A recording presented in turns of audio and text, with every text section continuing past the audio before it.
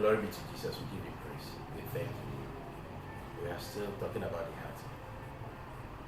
Matthew chapter 22, verse 37. Now, we want to see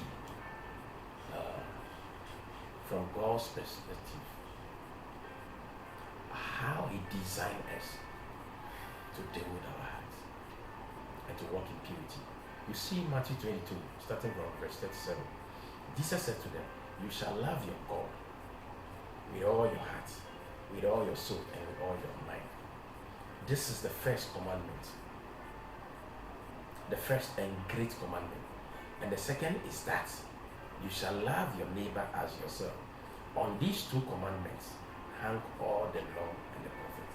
It doesn't matter what you read and what you know in scripture. The only way you can deal with an impure heart is to walk in the love of God. Love God. Now, when you love God, you are embracing the heart of God. So you don't fulfill your own heart's desire.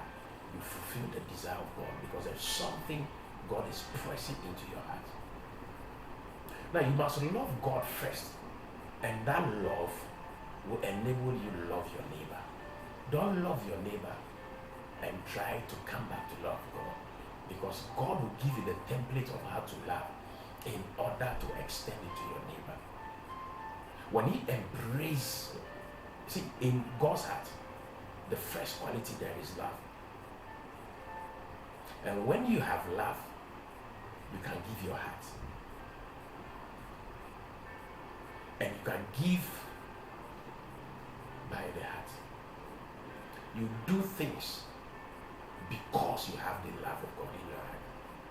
We are encouraging you to just embrace the love of God and be sacrificial, be selfless.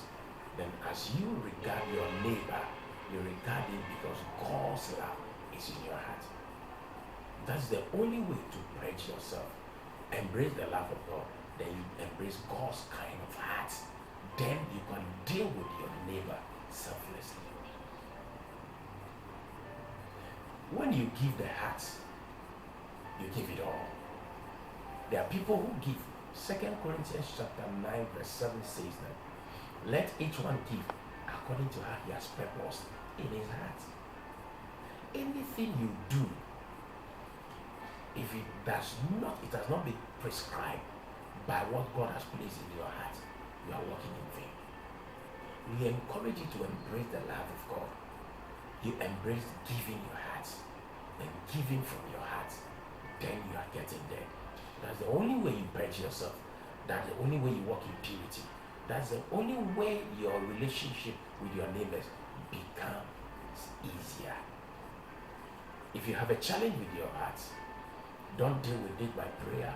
Start purging your heart. Start embracing love first. And as you pray, it will be easier for you to move according to the plan of God. This is Pastor Edema, and God bless you.